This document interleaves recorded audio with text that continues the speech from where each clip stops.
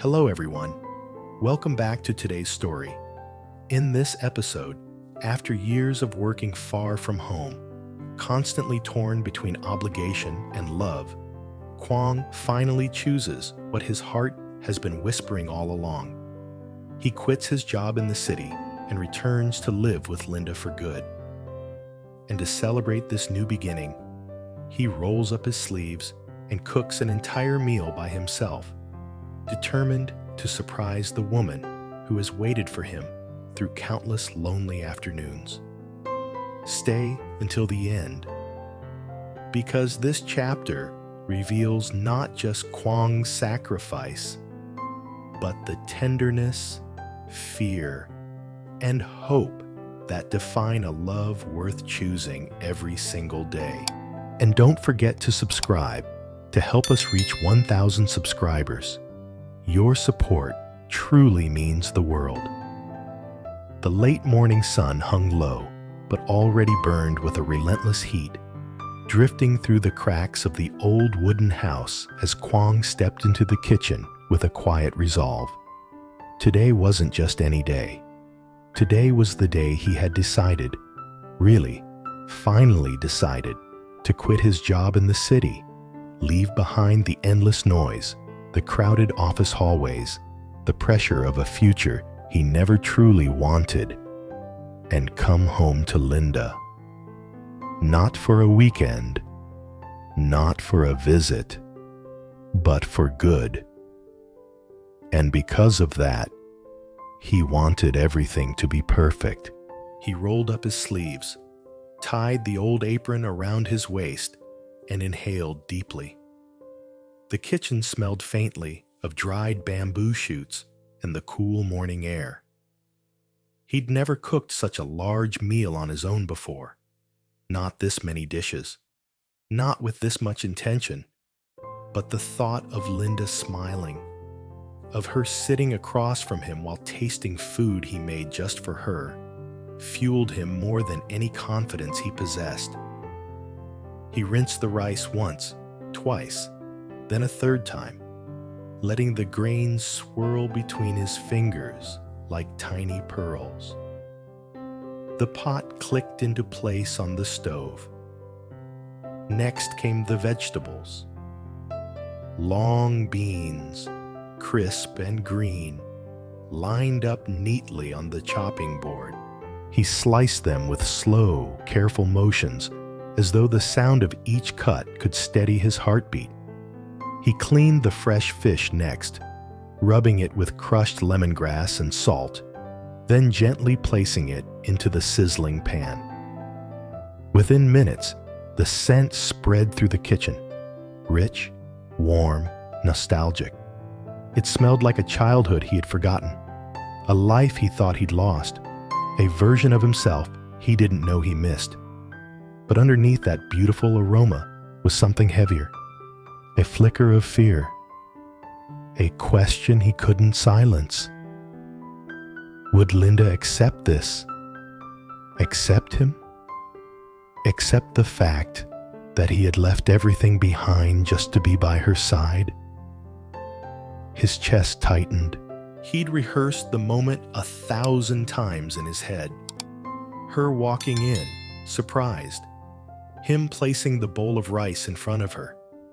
Both of them laughing over how burnt the fried shallots had become. But real life never followed the script. He set the plates on the small wooden table. Stir-fried beans, fish browned perfectly, a bowl of soup simmering gently. He added a few sprigs of herbs she liked, rearranged the dishes twice, then stepped outside onto the porch, wiping his damp forehead with the back of his hand. The dirt road stretched out before him, empty except for a few drifting leaves blown by the afternoon breeze. Cicadas screeched from the trees, loud enough to drown out his racing thoughts. Quang sat down on the porch step. His fingers drummed nervously against his knees. He checked the time, 11:48. Any moment now. She usually returned around this time.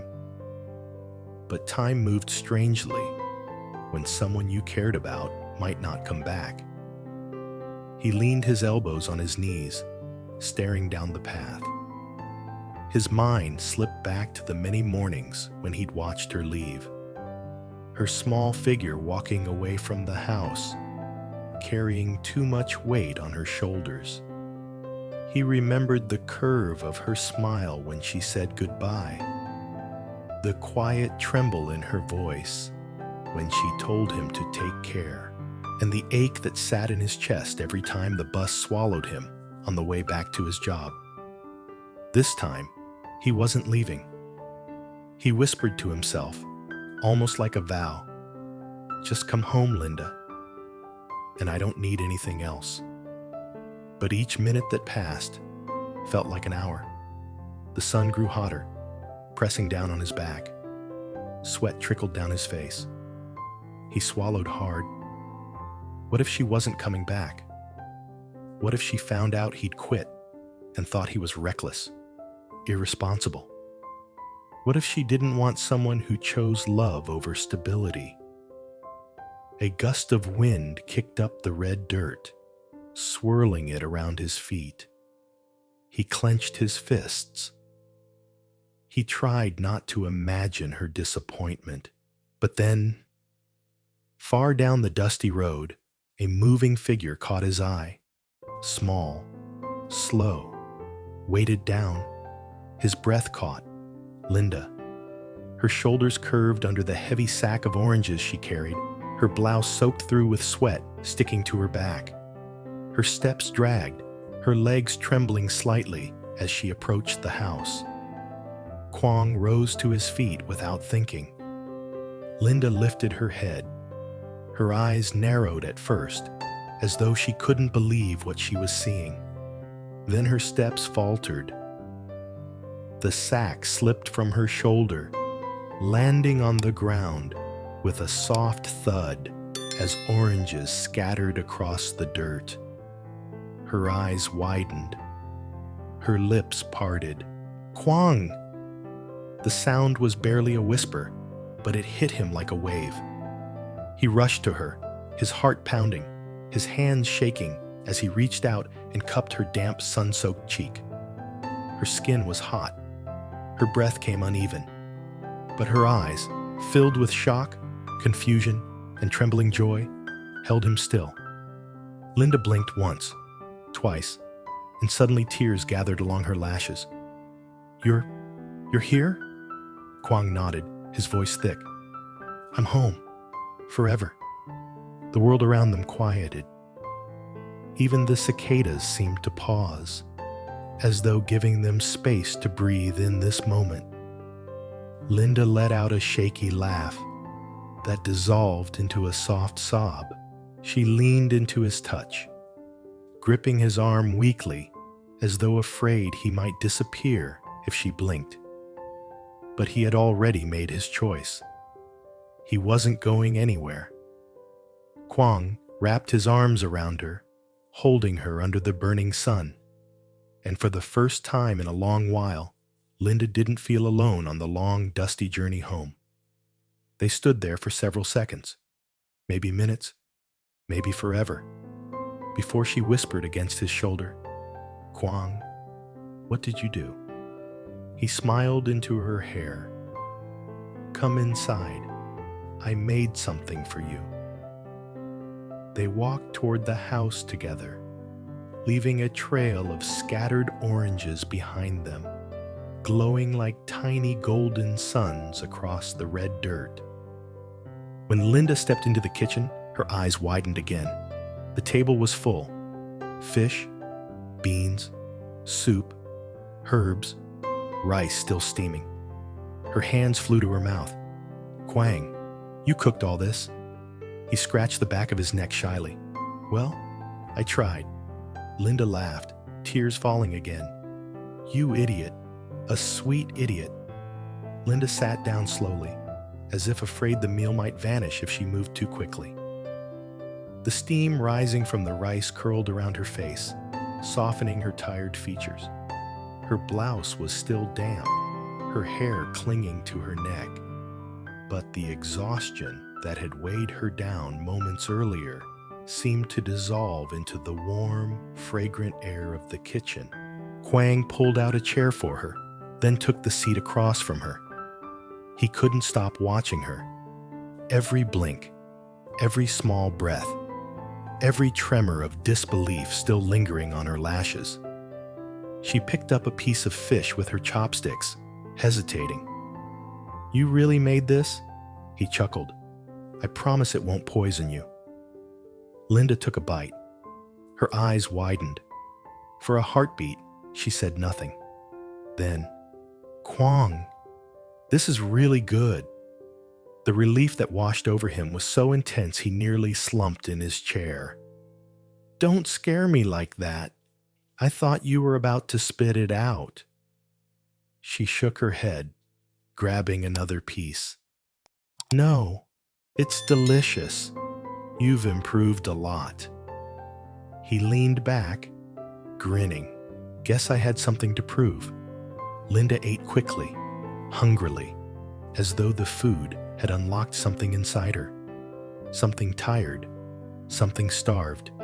Every once in a while, she paused and looked at him with a mix of gratitude and worry, as if waiting for the other shoe to drop. Eventually, the question came. "Quang, why are you really here?" His smile softened. "I told you, I'm home." "That's not an answer." Quang inhaled deeply. The words had been forming inside him for weeks, pushing up from a place he didn't want to ignore anymore. "I quit my job." Linda froze. Her chopsticks hovered in midair. "You... what?" "I resigned. Packed up my things this morning. Told my boss I wouldn't be back." She blinked hard, once, twice. "Quang, do you know what you're saying? You left everything? Your salary, your apartment, your... You," he cut in gently, "are not something I want to visit on weekends anymore. I'm tired of watching you walk home alone with sacks heavier than your own body. I'm tired of feeling like the life I'm building is happening somewhere far away without you in it." Linda set her chopsticks down, pressing her trembling hands into her lap. "But what will we do? How will we live?